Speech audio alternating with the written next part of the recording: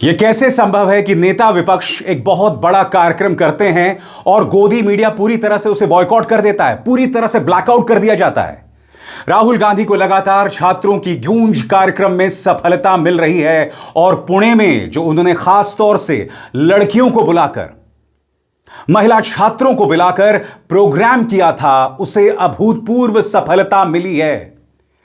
मगर गोदी मीडिया से उसकी चर्चा पूरी तरह से गायब है। क्या प्रधानमंत्री कार्यालय की तरफ से फरमान आया था कि पूरी तरह से इसका बॉयकॉट कर दिया जाए? सबसे बड़ी बात, राहुल गांधी नेता विपक्ष हैं। भाई, खबरों की निगाह से नेता विपक्ष क्या कर रहे हैं वो आपको दिखाना चाहिए, वो आप नहीं दिखा रहे हैं। मगर हां, भारतीय जनता पार्टी उसकी किस कदर आलोचना कर रही है वो दिखाया जा रहा है। और वो भी किसके नाम पर? वंदे मातरम के नाम पर। गोदी मीडिया किसमें फंसा हुआ है? वंदे मातरम की चर्चा पर। मैं आपसे पूछना चाहता हूं, जो मेरे इस प्रोग्राम को देख रहे हैं, देश की जनता के लिए क्या जरूरी है? हमारे युवा, उनके मसले, उनकी समस्याएं, या वंदे मातरम पर बहस जिसका राजनीतिक फायदा हो सकता है भारतीय जनता पार्टी को? सीधा सवाल मुझे बताइए। इंतजार कीजिएगा दोस्तों, मैं आपको बताऊंगा कि किस तरह से भारतीय जनता पार्टी के एक नेता ने राष्ट्रगान का अपमान किया। जी हां, सही सुना आपने, राष्ट्रगान का अपमान। और इंतजार कीजिएगा, मैं आपको 2010 और 2011 की घटना का जिक्र करना चाहूंगा। उस वक्त नरेंद्र मोदी गुजरात के मुख्यमंत्री हुआ करते थे और उस वक्त एक पूरा तबका था उद्योगपतियों का, पत्रकारों का, जो गुजरात के मुख्यमंत्री नरेंद्र मोदी को प्रमोट कर रहा था। और मैं इस बात का जिक्र क्यों कर रहा हूं? क्योंकि राहुल गांधी कोई समारोह करते हैं, पूरी तरह से ब्लैकआउट कर दिया जाता है, उल्टा उन्हें बदनाम किया जाता है। जब नरेंद्र मोदी का नाम प्रधानमंत्री पद के उम्मीदवार के तौर पर घोषित नहीं किया गया था, तब भी मीडिया, उद्योगपति उन्हें प्रमोट किया करते थे। यह बुनियादी फर्क है राहुल गांधी और प्रधानमंत्री नरेंद्र मोदी पर। मगर गोदी मीडिया ने जो बेशर्मी की वो मैं आपको दिखाता हूं। सबसे पहले पापा की परी क्या बोल रही है? वंदे मातरम क्यों गाते थे मुसलमान, जानिए। फिर गुल्लू, वंदे मातरम पर दंगल, जिन्ना वाला एंगल। जिन्ना न जाने कब मर खप गए दोस्त, जिन्ना अब जिंदा नहीं है। जिन्ना वो हैं जिनके साथ भारतीय जनता पार्टी के वैचारिक पूर्वज यानी हिंदू महासभा ने एक नहीं, दो नहीं, तीन जगह सरकारें बनाई। जिन्ना वो हैं जिनके साथ कदम से कदम मिलाकर आरएसएस खड़ा हुआ था भारत छोड़ो आंदोलन को लेकर। क्योंकि भारत छोड़ो आंदोलन का विरोध जिन्ना ने किया था, आरएसएस ने किया था और वामपंथी संगठनों ने किया था। आगे ये देखिए, AI training, free coaching, NTA reforms, gen Z के लिए प्रधानमंत्री मोदी के ताबड़तोड़ फैसलों का अध्याय। जब जेन जी के बारे में भारतीय जनता पार्टी के नेता अनाप शनाप बातें करते हैं, उन्हें दहशतगर्दों की बी टीम बताते हैं, तो क्या यह गुल्लू प्रोग्राम करता है? जब जेन जी को जेनरेशन गटर कंगना रनावत बताती हैं, तो क्या यह गुल्लू प्रोग्राम करता है? उन्हें वायरस बताते हैं नितिन नबिन, तो क्या यह गुल्लू प्रोग्राम करता है? राहुल गांधी का छात्रों की गूंज प्रोग्राम था, मगर नहीं साहब, पूरी तरह से यह चर्चा गायब थी। यह देखिए, एक और दंगाई गुल्लू क्या कह रहा था? वंदे मातरम पर अपने ही जाल में फंस गई कांग्रेस। अरे भाई, कांग्रेस विपक्ष में है, कितना फंसाओगे? कभी सत्ता पक्ष से भी सवाल कर लिया करो। और तुम वंदे मातरम की बात करते हो, मैं तुम्हें एक वीडियो दिखाना चाहता हूं।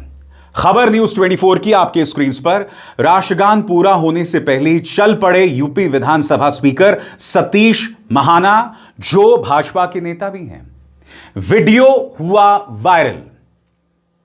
अब मैं चाहता हूं आप इस वीडियो को देखें। मैं ये नहीं कह रहा हूं उन्होंने राष्ट्रगान का अपमान किया है, क्योंकि अब तक सतीश महाना ने इस पर कोई टिप्पणी नहीं की है। इस वक्त जब मैं प्रोग्राम रिकॉर्ड कर रहा हूं, पूरा गोदी मीडिया और पूरा भारतीय जनता पार्टी जो वंदे मातरम के अपमान पर, कांग्रेस पर प्रहार कर रहा है, क्या उन्हें यह वीडियो नहीं दिखाई देता? देखिए आप खुद इस वीडियो को।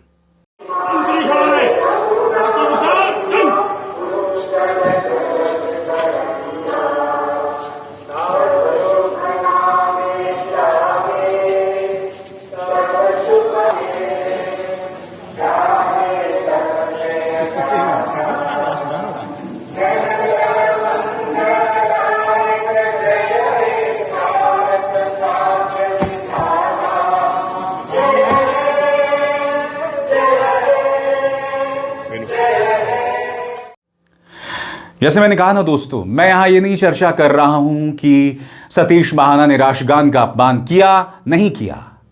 राष्ट्रगान चल रहा था, वो सलामी ले रहे थे, वो मुड़ते हैं और चलना शुरू कर देते हैं। यह वीडियो न्यूज 24 के मुताबिक सच्चा है। सतीश महाना अब तक खामोश हैं। मैं आपसे सीधा सवाल करना चाहता हूं, आप जो मेरे दर्शक हैं, क्या आप इसे राष्ट्रगान का अपमान मानते हैं या नहीं मानते हैं? और अगर यह राष्ट्रगान का अपमान है तो गोदी मीडिया इसकी चर्चा क्यों नहीं कर रहा है? और सबसे बड़ी बात दोस्तों, गोदी मीडिया राहुल गांधी के छात्रों की गूंज की चर्चा क्यों नहीं कर रहा है? इसके अलावा यह देखिए, वंदे मातरम बना सियासी हथियार, विश्लेषकों का सटीक विश्लेषण। E20 पेट्रोल ने महंगी कर दी चीनी। वंदे मातरम सियासत गर्म, जिधर जवानी उधर जमाना, पूरी हकीकत जीरो फसाना। और जैसे कि आप देख सकते हैं दोस्तों, यह है संडे टाइम्स, आज छपा है अखबार और पूरी तरह से छात्रों की गूंज प्रोग्राम नदारद है, गायब है पहले पन्ने से।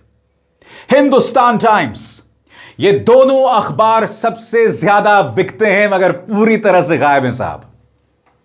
मैं फिर आपसे पूछना चाहता हूं, क्या राहुल गांधी के छात्रों की गूंज पर चर्चा होनी चाहिए या नहीं होनी चाहिए? मगर हां, भारतीय जनता पार्टी के नेताओं की प्रतिक्रिया गोदी मीडिया जरूर दिखा रहा है। मसलन स्मृति ईरानी वंदे मातरम के अपमान की बात कर रही हैं। सुनिए मोहतरमा क्या कह रही हैं। एक राजनीतिक दल का एक बयान देश की संसद से बड़ा नहीं होता। देश की संसद, देश की गरिमा, देश के संविधान और देश की जनता की संरक्षक है, उनकी आवाज है। क्या अब हम ये सोच हमारे देश में निर्धारित करना चाहते हैं कि एक राजनीतिक दल का फरमान देश के कानून और संसद की गरिमा और देश के संविधान से बढ़कर है? और अब एक जरूरी संदेश, सच के इस सफर में मेरा साथी बनिए, मेरा चैनल ज्वाइन कीजिए और इनमें से एक विकल्प, एक ऑप्शन चुनिए। शुक्रिया। दूसरी तरफ ये पलटू संजय निरुपम, जो अब शिंदे सेना में है, अब ये कह रहे हैं भाई साहब कि राहुल गांधी महिला छात्रों को बरगला रहे हैं, भटका रहे हैं। तुम जो हमारे युवाओं को लगातार धार्मिक तौर पर भड़काते रहते हो, वो क्या है मैं समझना चाहता हूं। इनके सरीखे नेता चाहते हैं कि हमारे युवा जो हैं शोभा यात्राओं में मस्जिदों के सामने नाचें या कावड़ियों की तरह हुड़दंग मचाएं। उस बात को लेकर ये खुश हैं। सुनिए संजय निरुपम का वाहियात तर्क और वाहियात बयान। आज की महिलाएं पूरी दुनिया में बहुत आगे निकल गई हैं। उनको आपके सहारे या आपके मनुस्मृति के विरोध में किसी बात की जरूरत नहीं है।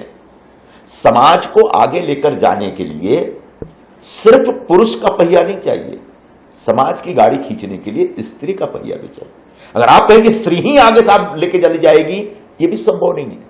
जब स्त्री और पुरुष दोनों एक साथ काम करते हैं तब समाज और देश आगे जाता है। और यह इतिहास रहा है, ये पूरी दुनिया का हिस्ट्री है, हिंदुस्तान का भी इतिहास रहा है।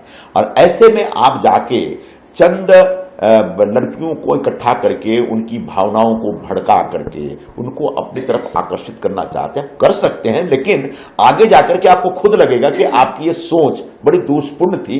और ऐसे ही दोषपूर्ण सोच के आधार पर प्रियंका गांधी ने यूपी में एक प्रचार शुरू किया था, लड़की हूं, लड़ सकती हूं।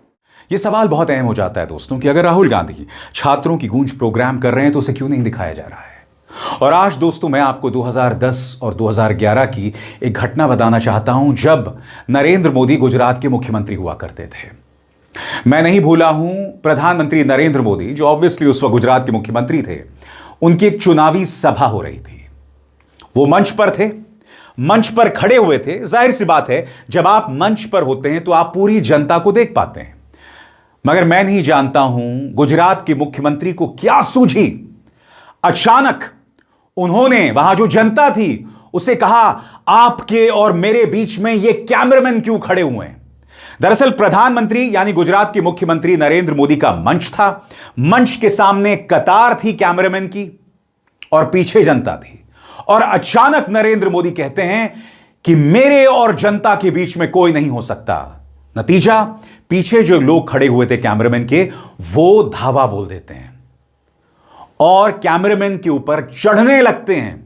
हालात मारपीट की आ जाती है दोस्तों। और हमने मंच पर खड़े गुजरात के मुख्यमंत्री की तरफ बोलना शुरू किया कि आप ये कर क्या रहे हैं? आपने जो आदेश दिया है, भीड़ हमें कुचल सकती है। अब आप सोच रहे हैं ये घटना मैं आपको क्यों बता रहा हूं दोस्तों। उस वक्त मैं आज तक न्यूज चैनल में था। मैंने तुरंत दफ्तर कॉल किया और मैंने कहा कि नरेंद्र मोदी, गुजरात के मुख्यमंत्री नरेंद्र मोदी के गैर जिम्मेदाराना फरमान की वजह से मीडिया पर जनता ने हमला किया। इसका वीडियो मौजूद है, आइए इस पर प्रोग्राम करते हैं। मगर फिर अचानक कुछ हुआ दोस्तों। प्रभु चावला जो सीधी बात किया करते थे, उस वक्त उनके बाल नहीं हुआ करते थे, आजकल पता चला है कि उनके बहुत लंबे बाल हैं। प्रभु चावला ने फोन किया और उस खबर को रुकवा दिया। रहस्यमय तरीके से वो खबर रुक गई। मुझे असाइनमेंट का कॉल आया और आप जानते हैं उन्होंने क्या कहा? उन्होंने कहा कि इसमें हिंसा कहां है। मैंने कहा सब कुछ दिख रहा है, भीड़ हम पर चढ़ रही है, ये दिख रहा है। प्रधानमंत्री नरेंद्र मोदी ने क्या ऐलान किया, यानी गुजरात के मुख्यमंत्री नरेंद्र मोदी ने क्या ऐलान किया, यह भी सुनाई दे रहा है। आपको और क्या चाहिए?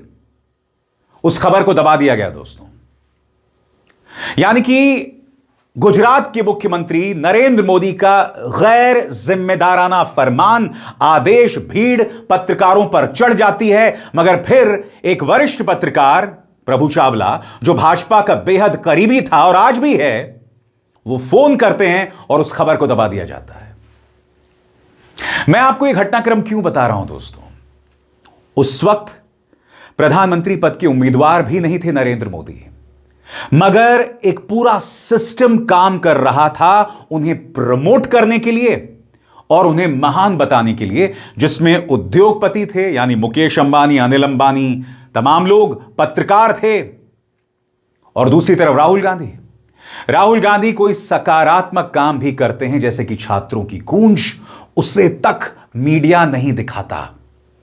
उन्हें बदनाम किया जाता है, देशद्रोही बताया जाता है, जॉर्ज सोरोस का एजेंट बताया जाता है, चाइना का एजेंट बताया जाता है।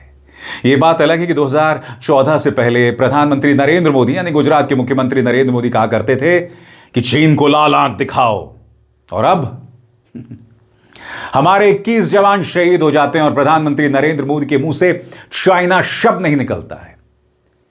और एक और रहस्य, 2014 से पहले जब नरेंद्र मोदी मुख्यमंत्री हुआ करते थे, तब करीब 1 दर्जन बार वो चाइना गए थे। क्यों गए थे, ये तो खैर नरेंद्र मोदी ही जाने। ऑपरेशन सिंदूर के बाद भी, जिसमें चाइना ने पाकिस्तान की मदद की थी, तब भी प्रधानमंत्री नरेंद्र मोदी चीन गए। और चाइना का एजेंट कौन है? राहुल गांधी। जॉर्ज सोरोस का एजेंट कौन है? राहुल गांधी। राहुल गांधी को बदनाम करते रहो और जो खबरें उनसे जुड़ी हुई उसे ना दिखाओ, बस उन्हें टारगेट करते रहो। अब मुझे बताइए दोस्तों, क्या यह जायज है? आप में से कई लोग कहते हैं कि मैं राहुल गांधी की खबर को क्यों दिखाता हूं। अरे भाई, वो विपक्ष हैं, उनकी आवाज मायने रखती है, वो सरकार से सवाल करते हैं। यही काम नरेंद्र मोदी किया करते थे जब भाजपा विपक्ष में थी। याद है आपको 9/11 का हमला हो रहा था, उस वक्त गुजरात के मुख्यमंत्री होटल ताज के सामने पहुंच गए थे जब आतंकवादी हमला जारी था, और मनमोहन सिंह पर उन्होंने प्रहार करना शुरू कर दिया था। आज आप कल्पना कर सकते हैं कि कोई आतंकवादी हमला चल रहा हो, याद कीजिएगा ऑपरेशन सिंदूर जब चला था, तब जब तक यानी 3 दिनों तक जब यह ऑपरेशन सिंदूर चल रहा था, कांग्रेस खामोश थी। क्यों? क्योंकि हर मौके की एक गरिमा होती है। 2014 से पहले विपक्ष कुछ भी कह सकता था, विपक्ष की आवाज मीडिया दिखाता था, मगर आज विपक्ष को खलनायक के तौर पर पेश किया जाता है और राहुल गांधी के छात्रों की गूंज प्रोग्राम को उसका पूरी तरह से ब्लैकआउट कर दिया जाता है और मीडिया उसका बॉयकॉट कर देता है। फर्क साफ है, नरेंद्र मोदी और राहुल गांधी, उनके विपक्ष में होने का फर्क साफ है। अब इसार शर्मा को दीजिए इजाजत। नमस्कार।